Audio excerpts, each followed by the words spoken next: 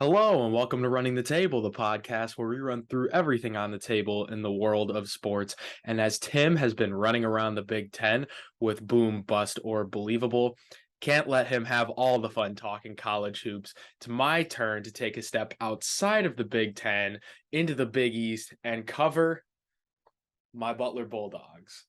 The Butler Bulldogs currently sit at 14 and 15 overall with a 6 and 12 record in the Big East under first year coach Thad Matta. They haven't quite had the turnaround that most Butler fans expect.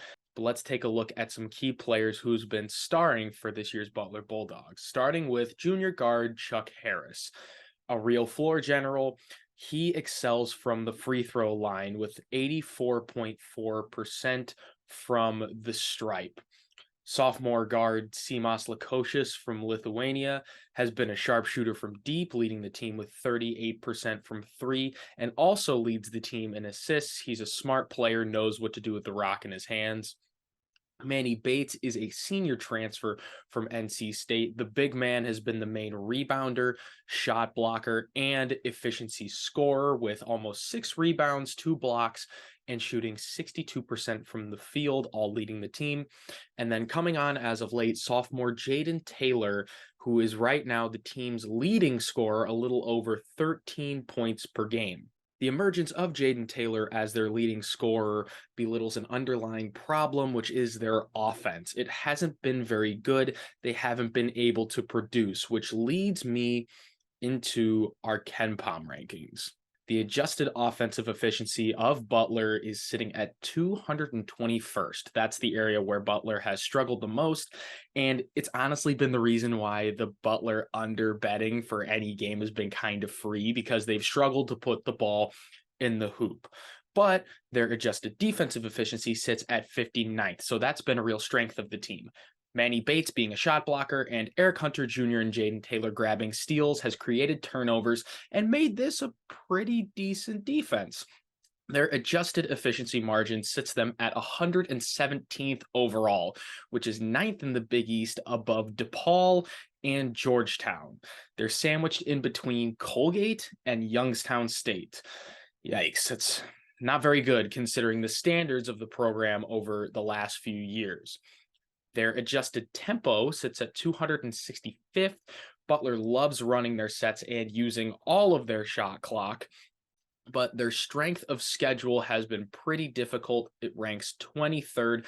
They faced a ton of ranked opponents across their season: UConn twice, Marquette twice, Xavier twice, Providence, and Tennessee, and that doesn't include Kansas State. When they faced them earlier in the season, they were unranked, which is a perfect segue into the key wins and losses, starting with that Kansas State game on November 30th, which Butler picked up a double-digit win, 76-64, at Hinkle Fieldhouse. It was very early, but it turned out to be Butler's best win, because Kansas State is currently 21-7 and sitting at number 14 in the country.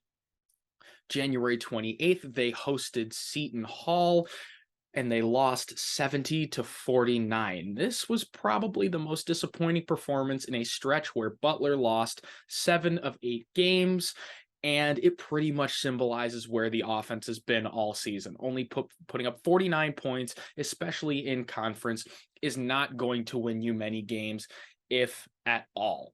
However, on February 10th, Hinkle Magic was alive as they took on their arch rival Xavier, who is ranked number 13 in the country, and they upset them 69-67. This is the day it all came together. Butler's offense was clicking, their defense played really well, shutting down Xavier's offense, and Hinkle Magic absolutely came alive. Anytime people storm the court at a venue like Hinkle, it's always a blast, but the highest of highs turned into the lowest of lows. 9 days later, on February 19th, Butler absolutely blew it against Georgetown, losing 68-62. Having the worst team in the Big East come to Hinkle and beat us is absolutely embarrassing. There is no other way to put it. It marked a lot of frustration for the season that Butler's been having. It's been the straw that broke the camel's back, and To add insult to injury, Georgetown hadn't won a true road game in 722 days. That is almost 2 years.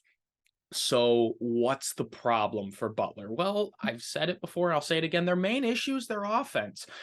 They've struggled down the stretch due to their combination of a slow tempo and their inability to find the guy. They haven't scored over 70 points since January 13th, over a month. And they don't really have that one true star that can take over games. If you watch our other Boom Buster Believable episodes, you will find a common theme with the better teams in the Big Ten of having a star that can take over games. Purdue has Zach Edey, Ohio State has Bryce Sensabaugh, Iowa has Chris Murray. Northwestern has Boo Buie, IU, Trace Jackson Davis. The list goes on and on and on. Jaden Taylor has emerged over the last few games. He scored 19 points in 5 of the last 6 games. He was the leading scorer in all 5, but they've still struggled to find their star. Another issue is the big man problem. Getting Manny Bates from North Carolina State has been nice, but it still doesn't fully solve the problem. Manny Bates has either not been the rebounder people hoped, he's more of a high efficiency guy and shot blocker, and he's just also missed time, forcing freshman Connor Turnbull to play major minutes, which quite frankly, he's not ready for. They still need more help rebounding. Now that gets me into the bracketology.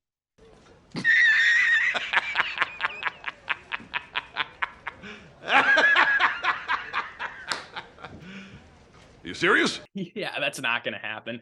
They're going to need a Georgetown run from a few years ago if they have any hopes of making the NCAA tournament. And people at Butler just got to stop drinking the Kool-Aid. You can't just throw in a bunch of transfers, a brand new shiny head coach, and expect things to turn around.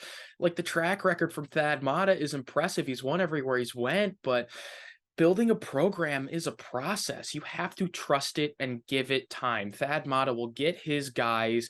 He'll build the program up, but it's time to pivot to next year. But there are still a few more games to play left in this year. As Tuesday the 28th, they host 10th ranked Marquette. That'll be a tough game. And then next Saturday on March 4th, their last regular season game, they travel to Xavier.